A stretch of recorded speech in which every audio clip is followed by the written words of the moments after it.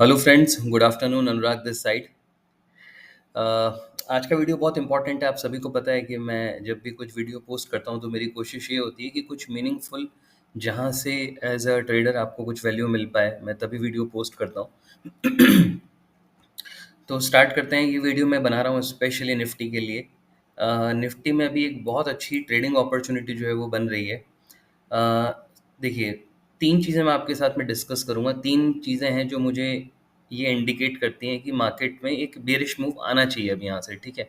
एक करेक्शन आना चाहिए। सबसे पहली चीज़ तो ये कि 22 सितंबर एंड 23 सितंबर, 23 सितंबर, ठीक है? ये दोनों डेट्स जो हैं, ये इम्पोर्टेंट गैन डेट्स हैं, ठीक है? ये दोनों कुछ अच्छे प्लैनेटरी एस्पेक्ट्स हैं जो निफ्टी के लिए वर्क कर रहे हैं, और वो अभी 22 और 23 सितंबर को वो डेज हैं एक्चुअली, ठीक है? तो मतलब अगर हमें ज्ञान की बात करनी है तो अगर मान लीजिए 22 और 23 सितंबर के जो भी लोज होंगे, ठीक है, अगर उसके नीचे मार्केट क्लोजिंग देता है हमें, तो हमें एक बियरिश हमें लाइक ट्रेड हमें मिलेगा, ठीक है? और देखिए क्या होता है कि जब गैन डेट्स होती हैं तो हमें उस दिन थोड़े से शार्प मूव्स हमें देखने को मिलते हैं, ठीक है? आप सभी को पता है आज फ्राइडे है, सैटरडे संडे 2 दिन है अभी, और मंडे को मार्केट ओपन होगी। तो ऐसा भी हो सकता है कि शायद मार्केट में कोई न्यूज़ आ जाए, वो न्यूज़ पॉजिटिव भी हो सकती है, वो नेगेटिव भी हो सकती है, ठीक है? लेकिन गैन डेट को हम अगर एनालाइज करें, बेसिकली जब भी गैन डेट्स होती है तो मार्केट में रिवर्सल्स आते हैं, ठीक है? यानी कि बॉटम्स बनते हैं या फिर टॉप्स बनते हैं। गैन की थ्योरी ये कहती है, ठीक है? तो अगर आप यहाँ देखेंगे, हमें पिछले कुछ दिनों में एक बहुत अच्छा अप मूव मिला है। 29 अगस्त को निफ्टी 24,400 का लो बना के, और वहाँ से 25,448 यानी लगभग 1000 पॉइंट्स जो है निफ्टी ऊपर आ चुकी है, ठीक है? तो ये कि अच्छा अप मूव हमें मिला है, और अभी गैन डेट के ऊपर जैसा मैंने आपको बोला रिवर्सल्स आते हैं, तो 2 प्रोबेबिलिटीज़ रहेंगी। एक तो यहाँ से हमें एक डाउनवर्ड साइड मूव मिलना चाहिए, रिवर्सल आना चाहिए। सेकंड प्रोबेबिलिटी ये होगी कि अगर हमें 18 सितंबर के ऊपर हमें कहीं पे भी अगर 22 सितंबर और 23 सितंबर के हाई के ऊपर हमें अगर क्लोजिंग मिल जाती है, तो फिर हमें बाइंग का व्यू लेके चलना पड़ेगा, ठीक है? तो हो सकता है कि ट्रेंड कंटिन्यूशन हमें मिले वहाँ पे, ठीक है? तो ये जो नेक्स्ट 2 डेज़ होंगे, मंडे एंड ट्यूसडे, ये बहुत क्रूशियल होंगे। मेरा थोड़ा व्यू जो है वो बियरिश है एज़ ऑफ नाउ। उसके पीछे 2 रीज़न्स हैं जो गैन के साथ मैंने कंबाइन किए हैं। एक तो ये कि आप देख रहे हैं, वो मैंने पोस्ट भी किया था अभी थोड़ी देर पहले, कि एक तो हैंगिंग मैन जो है हमें 18 सितंबर यानी कल का मार्केट जो था उसमें हमें हैंगिंग मैन कैंडल मिली, आप देख सकते हैं यहाँ सभी, ठीक है? और आज हमें उस हैंगिंग मैन के नीचे क्लोजिंग मिली। ऑल्दो ये एक स्ट्रॉन्ग बियरिश क्लोज नहीं है, लेकिन फिर भी अगर हम इसको देखें तो 18 सितंबर के लो के नीचे हमें आज क्लोजिंग मिली है, ठीक है? और ऐसा का ऐसा same to same bank nifty में भी है।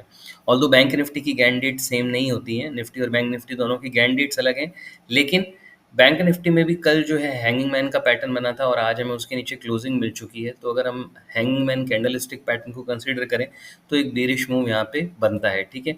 और दूसरी चीज़, यहाँ पर एक हार्मोनिक पैटर्न बन रहा है जो मैंने ट्विटर के ऊपर पोस्ट किया था, कल मैंने पोस्ट किया था, आप सभी यहाँ देख सकते हैं। इस पैटर्न के अंदर जो हमारा जो सेलिंग जोन है, जिसको हम price sorry potential reversal zone हम बोलते हैं, PRZ जिसको बोला जाता है, वो है 25,384 से 25,443 के बीच का, ठीक है? तो अगर आप यहाँ देखेंगे, कल एग्जैक्टली इसने 448 का हाई लगाया, और अभी हम उसी विद इन द रेंज हम लोग 384 से 443 की रेंज के बीच में इसने हाई लगाया, और अभी हमें एक बियरिश मूव मिला है, ठीक है?